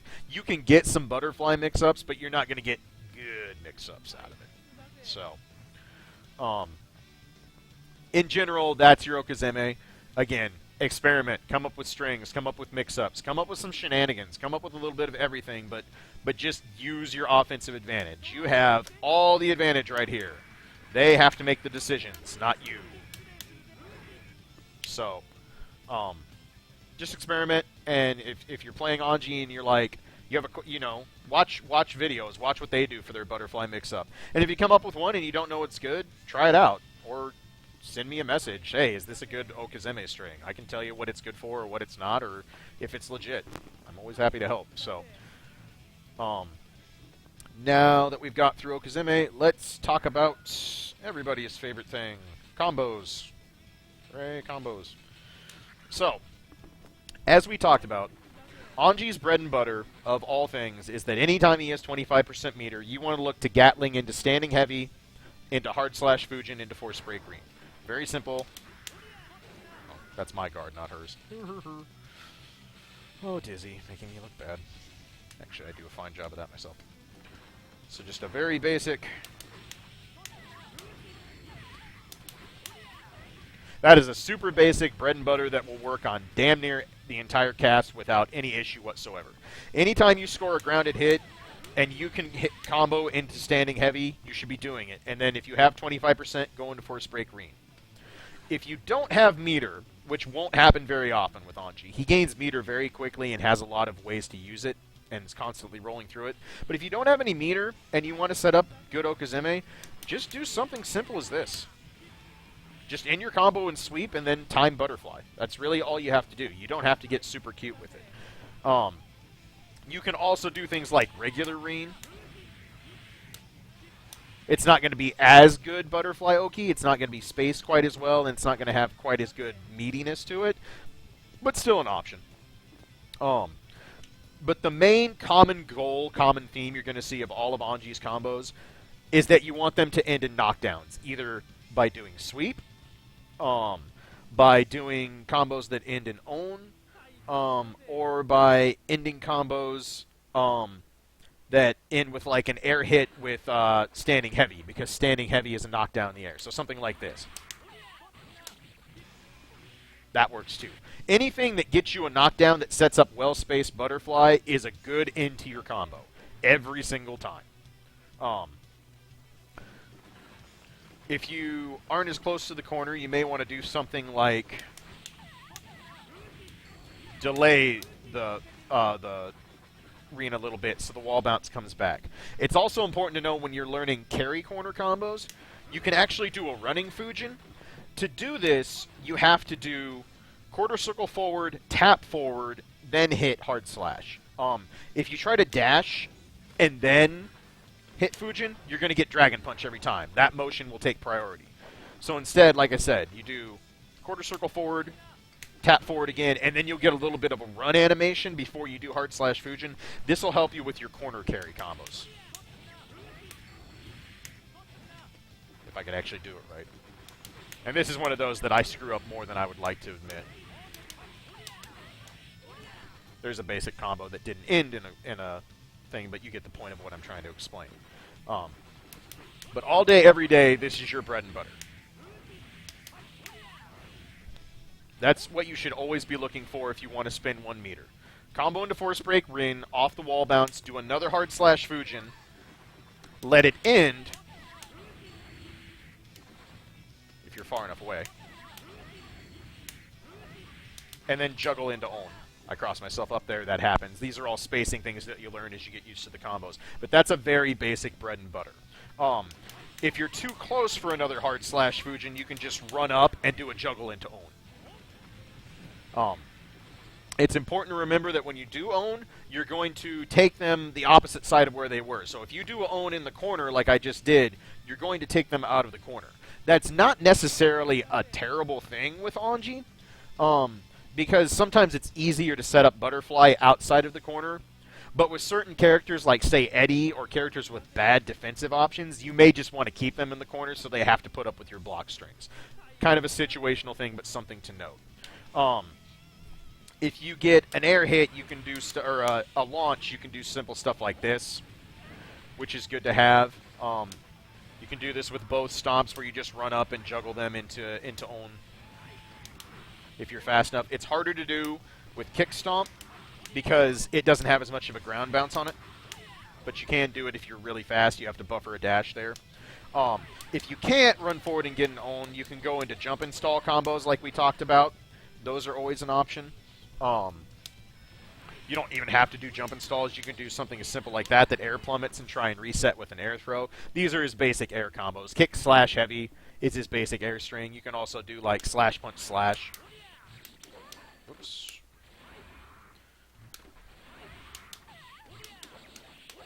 That sort of thing. If you're in the corner, there's an important air link to learn, which I didn't quite get. But you can actually link a jumping heavy out of jumping dust in the corner on a lot of characters. This will take some practice, and it's kind of character specific, because how high you launch them will determine if you have enough time and range to actually hit them with jumping heavy after the jumping dust. But that's a really important air link to learn because it'll knock them down, and then you can actually do more butterfly oki. There's not a lot of character-specific stuff with Anji. Obviously, like Faust and Potemkin have weird combos that only work on them. There's certain things that need to be considered. Like, here's an important one. So Force Break Rin, whoops, can OTG. Dizzy was in slide animation. It'll actually pick her up off the ground and ground bounce. There are some characters like Soul and Order Soul and a couple others that if you do that in the corner, the hitbox of Force Break Rin won't catch them OTG and you will not get the ground bounce. So it's important to note who that doesn't work on. That's a really important character-specific thing. A lot of combos late, if you try to go into own, you won't be able to grab people. There are some characters like Kai and Robo-Kai who have really odd hitboxes in the air that are really difficult to catch, even in the corner by comboing into own. And the later you want to combo, the more pushback you'll have, so it's important to note that sometimes you're not going to have that option. A good go-to in that case is to just try and do stuff like standing heavy to knock them down. Also note, because stand jab has such a massive increase on hit stun in this game, that even at the end of long combos, you can do stuff like this, and it'll combo and knock down. So characters you can't grab with own, this is a good way to end if they're in the air and then get butterfly oki, as I whiff it. There we go.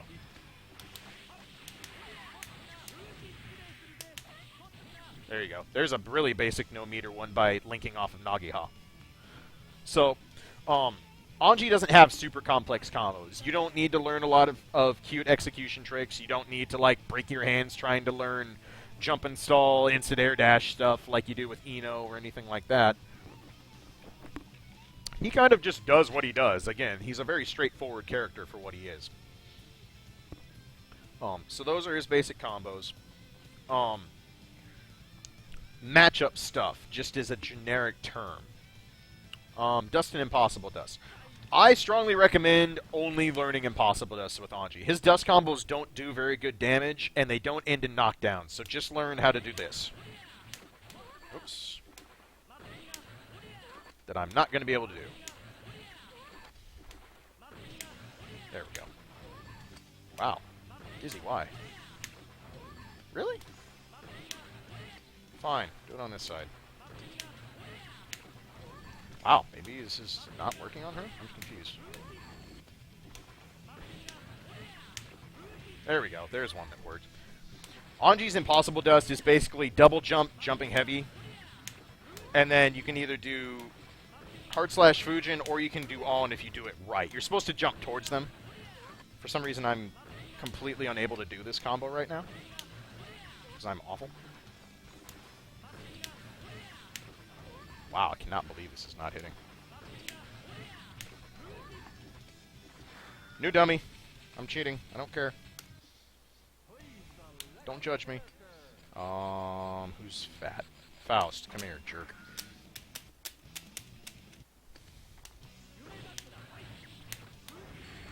There we go. Oh my god. And now nobody will follow this guide ever because everybody knows how bad I am. There, Jesus. There's a basic Impossible Dust. If you want to do his regular dust combo, you can do stuff like this. Like dust, dust, slash, punch, slash, this kind of thing. These just don't do very good damage because of the way jumping dust scales. So like I said, try and learn Impossible Dust and don't be a scrub like me. Good lord. I don't know why I can't do these today. I even practice these quite a bit, but... Anyway, you saw it once. You're probably not bad like me, so you'll be able to do these somewhat consistently. So, on to matchups real quick. Characters that Anji has a harder time against are characters who are good at preventing Butterfly Oki. Characters who are really good at keeping him out, not allowing him to get in and do block strings and do basic mix-ups. And one thing that Anji universally struggles with is characters with really good lows. Characters like Bad Guy, Axel, Order Soul, characters with really good sweeps that are hard to deal with. He doesn't have solid answers for those. His low pokes that beat them don't go that far and aren't that fast. Low slash is honestly one of his best options, and it's hard to stop good lows with this. So, that's something to really look out for. It's something you really need to figure out how to get around in your game. Pardon me. Especially lows that lead to big conversions, again, like Order Soul, who can action cancel it and then get combos off it. Bad Guy can get counter hit sweep and then do a lot of damage, that sort of thing. So those are the kind of things that give Anji trouble. Some traditionally difficult matchups for Anji are Baiken. Like I said, he has to fight her very differently because of the inability to really utilize Butterfly Oki. Soul is very difficult to deal with. You have to respect reversals in Butterfly Oki. He has sweep. He has moves that also blow up auto guard really well.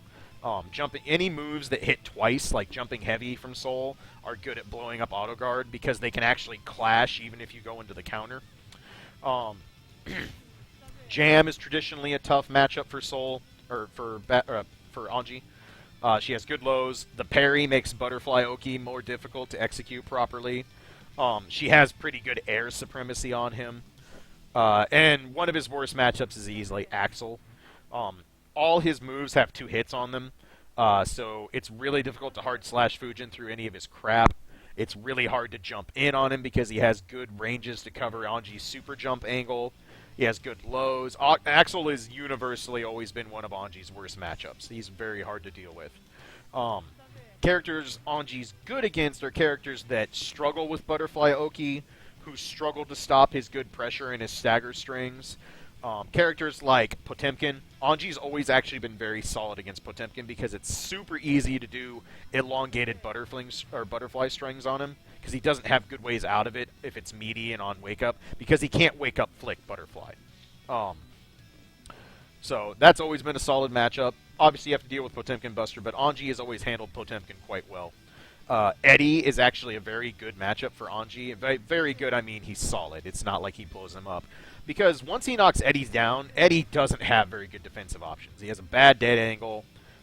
He only has one legit reversal with his super. And he doesn't have very good interrupts. So you can do a lot of block string horse shit on Eddie quite easily. Justice, like I said, is actually a pretty solid matchup because once you knock her down, she has a hard time getting out of Butterfly Oki, kind of same way that Potemkin is. She's so huge that you always get good, needy Butterfly setups. And Venom is actually a matchup he does fairly well with. Hard Slash Fujin blows up a lot of strings with Carcass Ride and Stinger Aim and stuff like that normally are meant to give Venom a lot of advantage, but force him to play very differently. So that's actually a matchup that Anji doesn't do too bad with. In general, in plus R, you're going to see mostly 5/5s. Anji is basically just, he has enough to deal with anybody, but he doesn't have anything that just shits all over their game either. I don't feel like there are any matchups in plus R that are outside of the 6-4, 5-5, 4-6 range. Pretty much all his matches are damn near even. He'll have some that are definitely not in his favor. He has some that are definitely in his favor by a little bit, but nothing is like, oh man, this is a lopsided matchup. He doesn't have those in this game. They're all very, very close. So, it's kind of the nice part. You pick Anji, and there's matchups that are going to be difficult. They're going to require you to play differently and adjust your strategy quite a bit. But you're not going to play any matchups and just feel overwhelmed and feel like you have no chance of getting in or having a chance. Like, he's really solid in this game. I would not be surprised if he's considered like dead mid-tier, like almost middle of the road. But for him, that's enough. Like, if you have no real bad matchups, that's all you need in Guilty Gear. So he's very, very viable in this version of the game. So just as a basic overview, everything we went over, Anji has all the tools he needs. He really has a massive toolbox to play with, but you have to use them all, and you have to use them properly. He's a pretty easy character to pick up, like I talked about in the character archetype episode. He's really straightforward, like I've been talking about all night. But you have to use your brain. You can't robot with him. He doesn't have good enough overpowering things that you can just kind of turn off your brain and go, yep, this is really good, and it's really hard for people to deal with. It won't work. His big rewards come when you utilize his fundamental ability to have solid offense, mix-up, and Okizeme, and then you use the inherent risk and dishonesty of moves like Stomp and Hard Slash Fujin. So, that's all the general basic stuff I have with how to play Anji. This is the general all-around guide of how to start learning him and playing him. But what kind of questions do you guys have? Is there anything specific you want? Matchup information, combo information, anything you felt that I need to cover more in depth? Can he hit Abba with his IK? Absolutely. That was actually one of his best matchups in Slash because it was super easy for him to knock her down 3 times and just instant kill her. His instant kill activation is actually one of the faster ones in the game. And if I could actually do a double quarter circle motion. Really? Am I that bad? And it's fast. So if you knock down Abba 3 times and you know you've got it, activate instant kill. You will get it every time.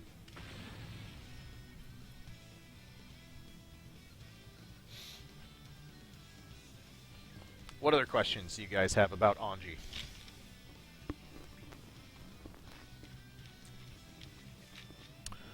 Is the hitbox the entire dragon? I honestly don't know. I don't know if it's just the front or the back. I'm sure there's a hitbox viewer somewhere. But it's one of those things that you're never going to use it unless it's guaranteed. So, it's not really important. Like, you're not going to, like, catch somebody jumping and be like, oh, they fell on the dragon. Like, no. So, I honestly don't know. I'm sure there's a hitbox viewer somewhere of where the hitbox is. I'm guessing it's only the front, but who knows? Stranger things have happened in Guilty Gear.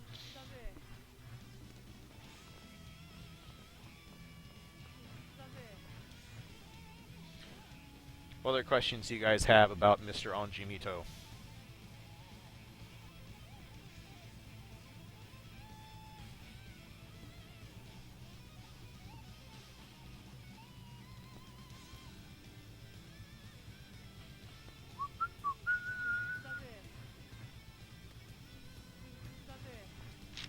right.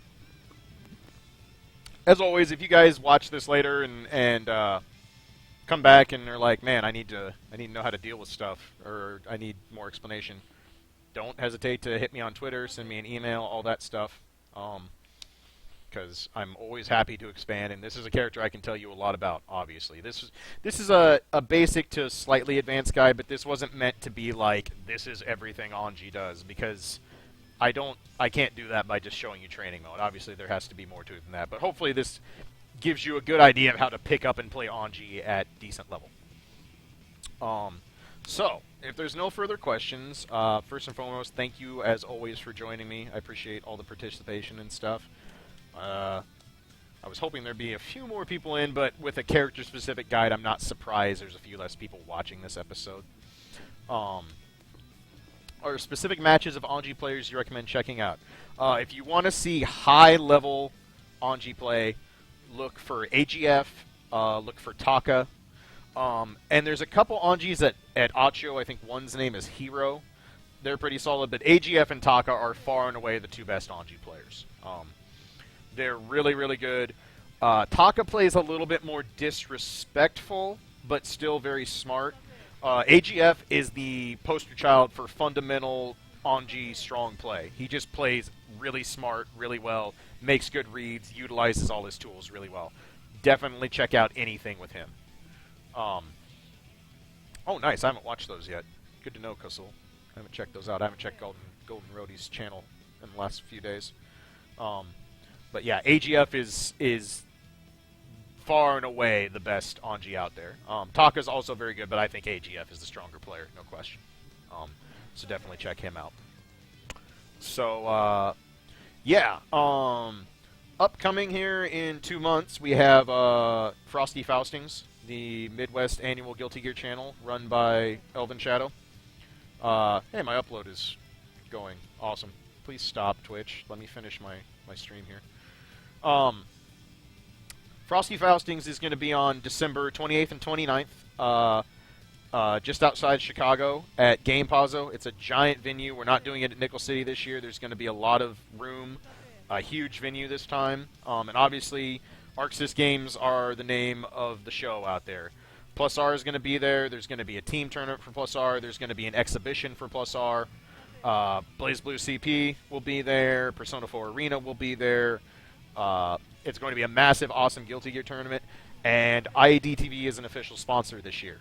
So I'm helping advertise. I'm going to be there. I will be entering stuff. And obviously I'll be commentating Guilty Gear. So you can expect that.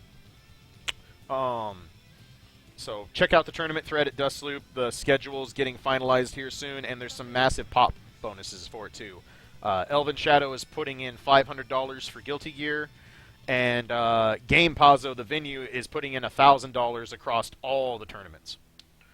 So definitely, if you like ArcSys games, this is one of the best tournaments to go to. We love having people come out and play ArcSys games in the Midwest, so definitely come hang out with us and celebrate the holidays with a lot of fucking awesome Arc System work tourney games. So that's coming up. Future episode stuff. I'm actually on vacation in 2 weeks. My wife has to use the last bit of her vacation before the holidays come, so I'm going to be out of town 2 weeks from today.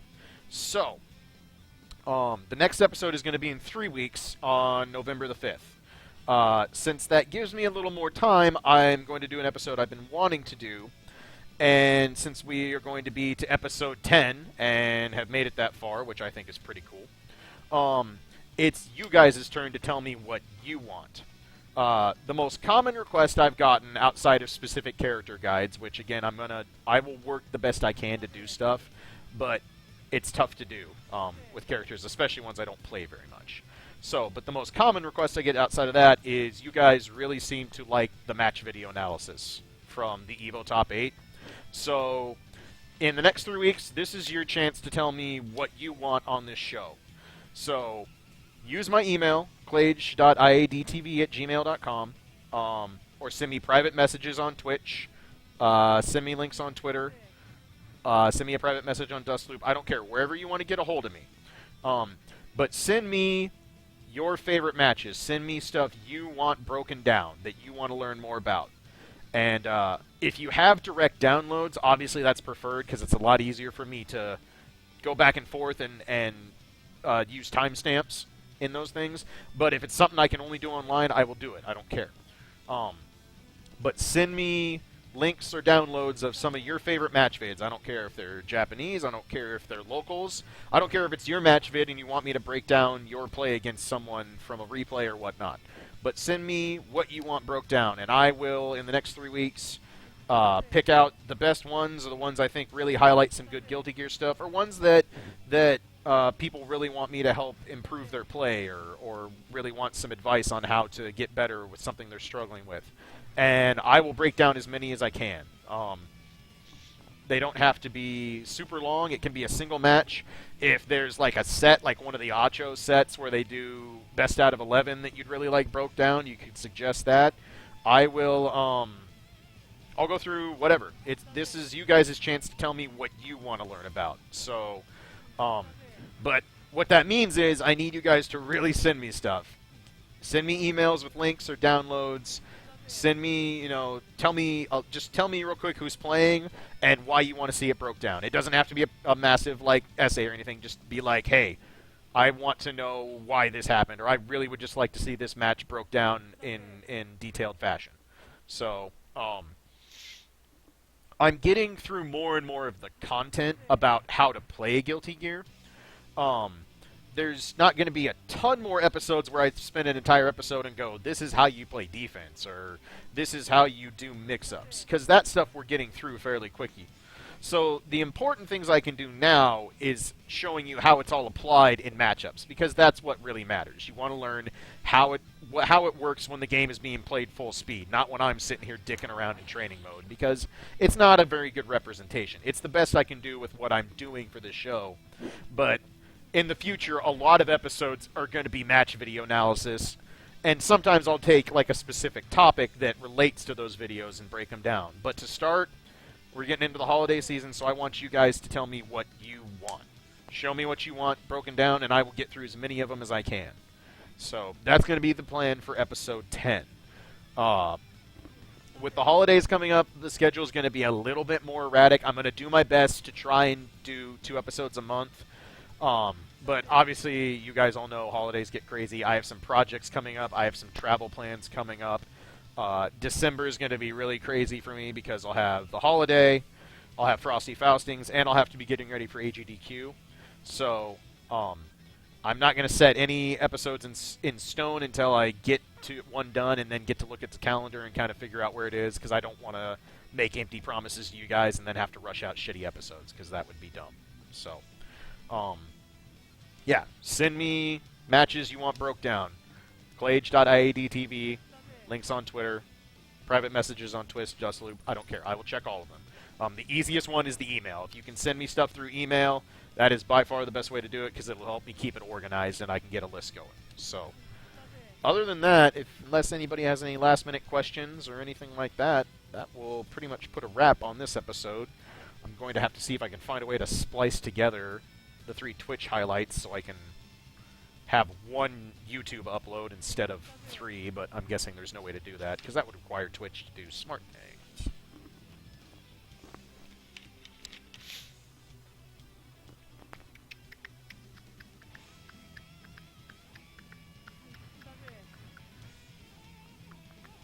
So yeah, anything else, guys, before I head out?